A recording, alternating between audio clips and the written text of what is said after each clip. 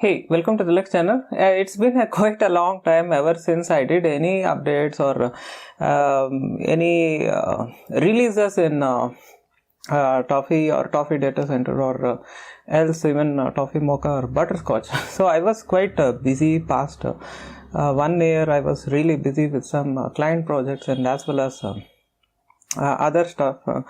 And moreover, there is a delay in TOFFEE-Mocha because I just want the TOFFEE-Mocha out of kernel space. I just want it in the user space part of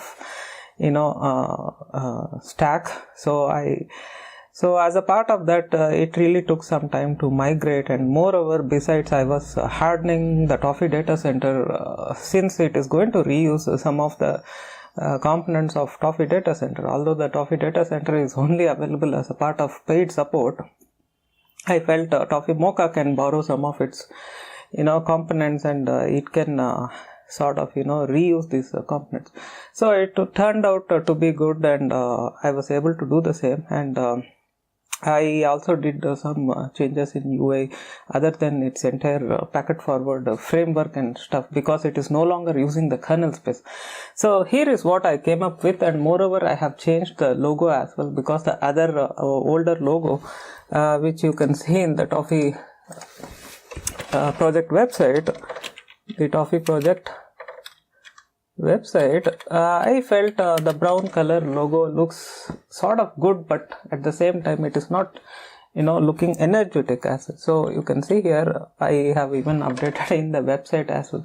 So this is the new logo of TOFFEE-Mocha. It should not be confused with anything looking like chocolatey or coffee brown or something like that. I felt this logo is more simple, at the same time it is functional than the previous one, because the previous one looks quite outdated at certain times. So that's why I have changed the logo as well. So you can see here we are inside the GUI interface. So you can log in, and one more interesting thing is starting from this release, unlike the other previous releases, I can just show you over here. You can go to download and you can see here Toffee Data Center release and TOFFEE-Mocha release.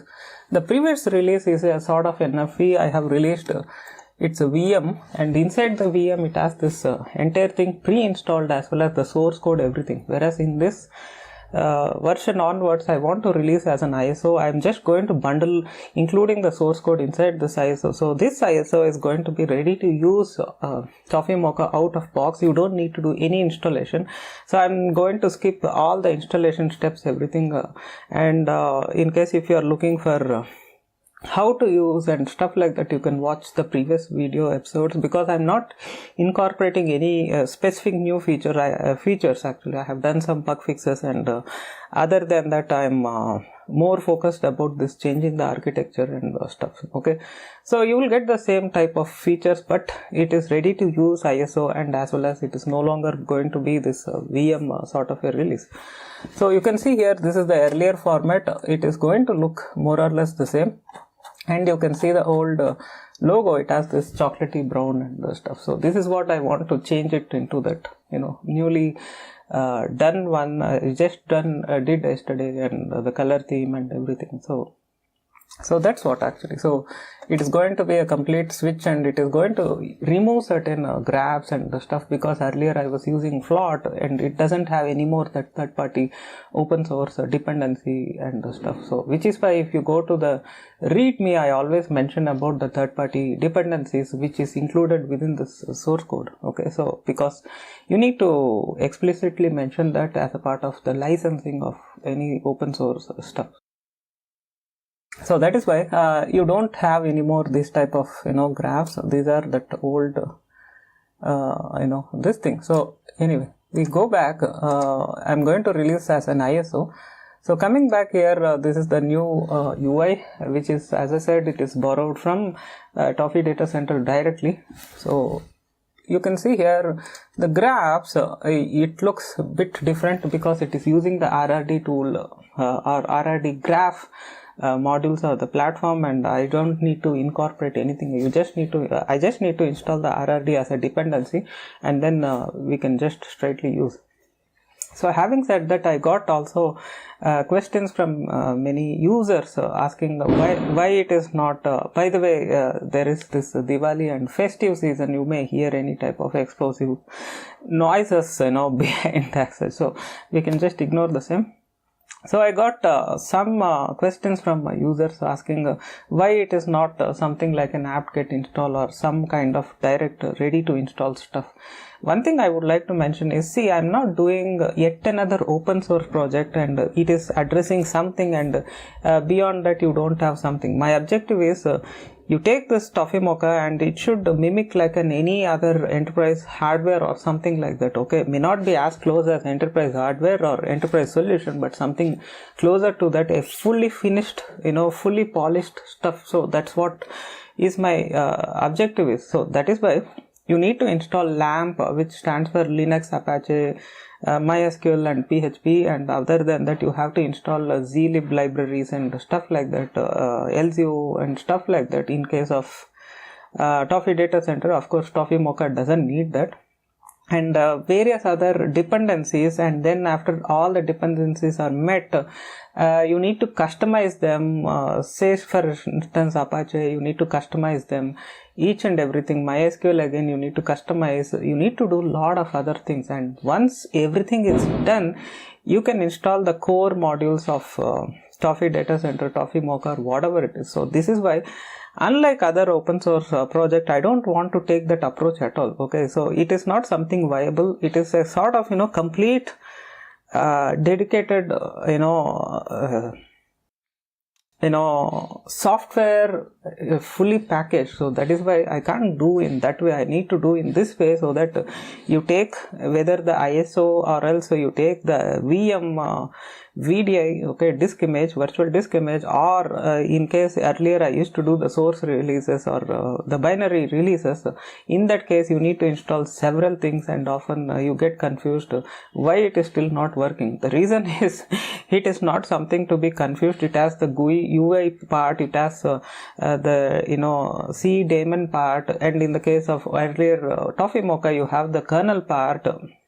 You have this kernel part of TOFFEE-Mocha. So several things works hand in hand, and in that case, if it is done in kernel space, you need to first do kernel installation of that kernel binaries, deb files, and then you need to install the user space components, and then this LAMP stuff and stuff. So this is why it is better to be done in this way, rather than you sit and install various other stuff, and you may fumble and you may do any goof up. And first of all, you should understand, many users are network admins or something. It is not something I am doing it for some software developers or programmers only. So any of the Toffee series is also meant for network administrators or any other common users. So they may not be tech savvy, they may not be an expert in Linux and stuff. So for them, I need to give a platform which is much easier to use, and I need to take a different route than a conventional approach of releasing open source stuff. Moving on, if you watch here, this I have incorporated this packet delay and packet drop and stuff like that. I may, by the way, I may do the release maybe tomorrow or maybe after a couple of days, I'm not sure.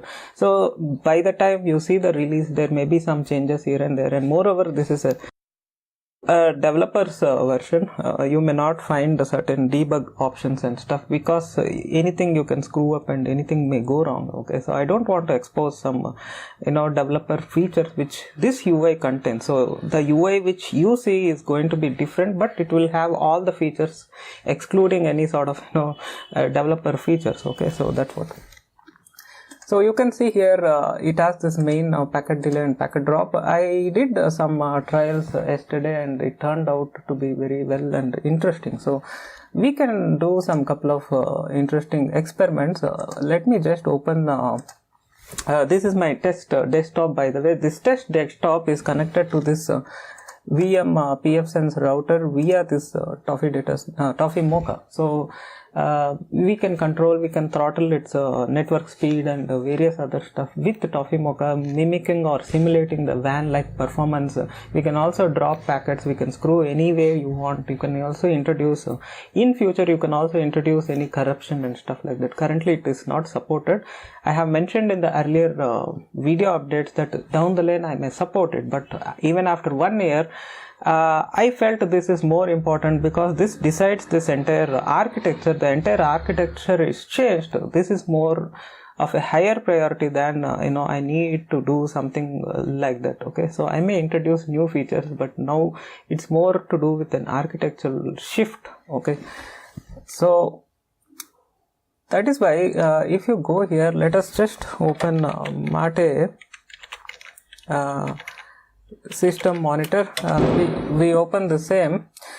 We can monitor the network performance of this test desktop or the PC virtual desktop, which is connected via TOFFEE-Mocha to the pfSense router, and from there it is of course terminated to this host Ubuntu desktop PC, and from there it is connected to the internet. Okay, so that way if you see here, we go back to this terminal and we can do a test download video file. It's a large, exactly 2 GB clipped video file.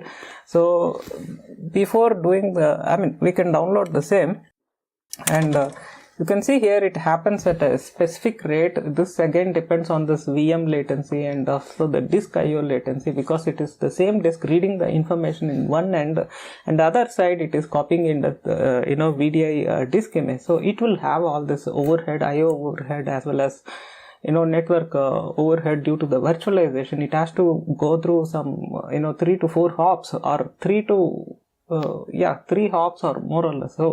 So obviously it will have this sort of latency. So if you monitor in this system monitor, you can see here it has a specific curve. We can just cancel the same because I need a different curve at a different scale. So that is why we can cancel the same, and we can enable the TOFFEE-Mocha. Say for instance we can enable this jitter, because this is where it gets very visual. Okay, so there are certain features like this constant delay and all, it is not that visual. The jitter is quite visual. I can increase this max milliseconds as 10. So it is going to fluctuate, and also set this jitter factor. I don't want to explain about each and every feature over here, because earlier I have covered various video episodes. There's an exclusive video about TOFFEE-Mocha jitter feature, so you can grep, or you can Google and then you can find it out either in doc in the Toffee project website, or else you can search an YouTube video as well. Okay. And yeah, we are back. There was a power cut. I need to shut down all the VMs and as well as my system, and then finally it is up. So I need to restore it back. So we are up. You can see here I have set this jitter over here.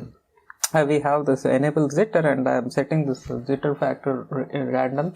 You can adjust this so that it changes the sort of frequency and that the characteristics of that packet delivery. Okay, other than that, the range is more interesting, because you have this lowest range is just 0 milliseconds and the highest range is this, so it will oscillate between this and that. Okay, so with that jitter is set, and you can see here visibly that when you do this file download, it is affecting, it is completely degraded the performance, and you get this peaks and then lows and stuff. So you get this jitter effect. Okay, so if you change this jitter factor, let's suppose set it as 10, you should see a change in this curve. So it's very interesting. It almost you can do several traffic engineering cases with that. Okay, a feature with like that. Okay, so you can see here now it has completely changed the performance characteristics. So there is a long gap between each oscillation. So the jitter factor is quite useful, and if you enable now a constant delay, it is going to change even more that parameters of this curve. Okay, so if you introduce, say, not so much, let's say we give as 5, and we go here, and with that setting it should add with whatever delay you have, plus you get that constant delay of 5 more milliseconds actually. So you can see here the curve will change. It has now a little bit changed, so it can't go to that peak like it was doing before. So once this graph moves all the way this side, okay, you get this new scaling and a new type of curve will emerge. Okay, so that is what. So you can play around like this, and if I revert it back to just 1, okay, you can again able to see that it is peaking up. So you can do that, and we can even set this to just 1, jitter factor 1, so that it will oscillate more frequently. Either it is this side more frequently or that side it is less frequently. So that's what each factor variable configuration decides, okay, whether it is in the case of jitter or else dynamic delay or any sort of random delays. Okay, you can adjust. Okay, so that's what it happens. So it is quite interesting. Jitter is something which I really need, and this is something I often use this type of tests in my TOFFEE data center or else even my client projects as well, because sometimes I may work in some type of network stack and I need to test network performance characteristics and stuff like that, other than just using iPerf or something. Yes, of course you can do iPerf tests. With iPerf you need a combo like this so that you can orchestrate and fine tune that network performance with tools like this. Okay, so that's what. So yeah, you can see here this this GUI tool, you should understand it does lot of averaging out. So don't much go with the tool alone, because it does an averaging out of that various factors. So sometimes you can use this system monitor tool and you can adjust its dimensions this way to highlight lows and peaks. Okay, if you do in a full screen it shows a bit different, but if you as you do this it will almost look like a scope. Okay, it will look like an oscilloscope. Okay, so sometimes you can even use this GUI interface with whatever it comes with this, and other than that you can also track some application data and other TCP sessions. So currently it is not showing because it has this scaling stuff going on. Okay, so since earlier we tested with a large amount of data and now it is small amount of data, it is not showing up.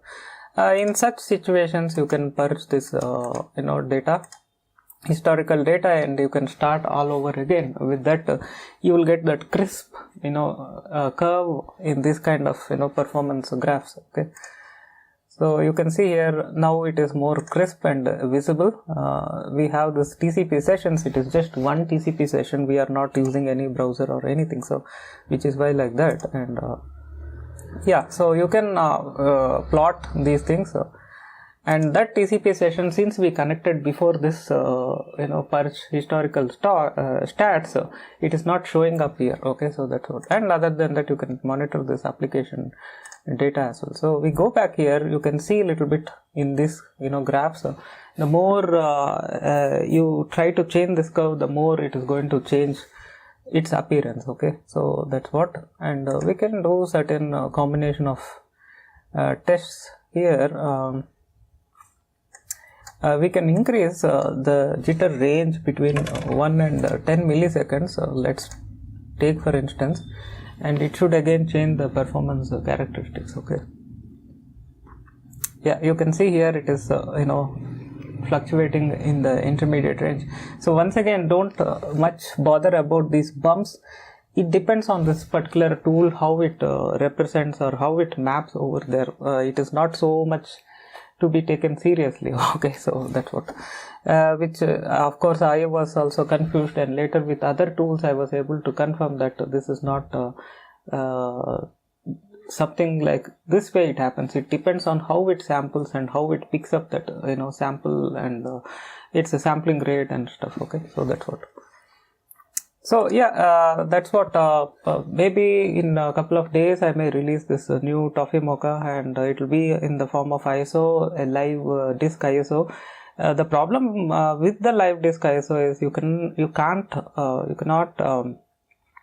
change the configuration or save the configuration, and once you reboot or something, and then your configuration may be lost. So I may do something for that in the upcoming release. I may introduce something like you can have a SD-RAM or SD card, micro SD card or something. You can use it, mount it, and then it will auto mount or something, and you can use it for saving your changes. So like a Cisco device, when you do config save, like save config or some command, it saves from that running config to that startup config. Something like that can be possible. Okay, but in this system, since it is locally installed, okay, the MySQL will hold the data, of course, and even after a reboot, it is supposed to have the data still intact. Okay, that's what.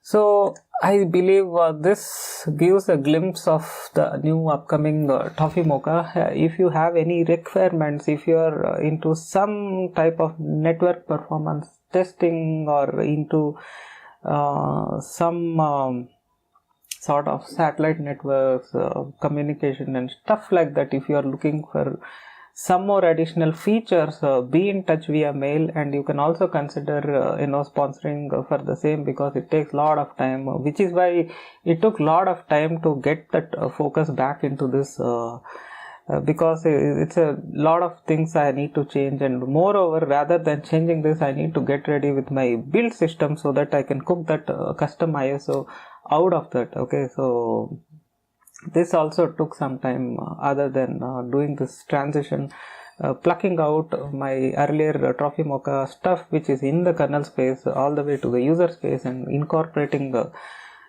into the user space components with repurposing the existing TOFFEE data center software components, which I did earlier. So that's what.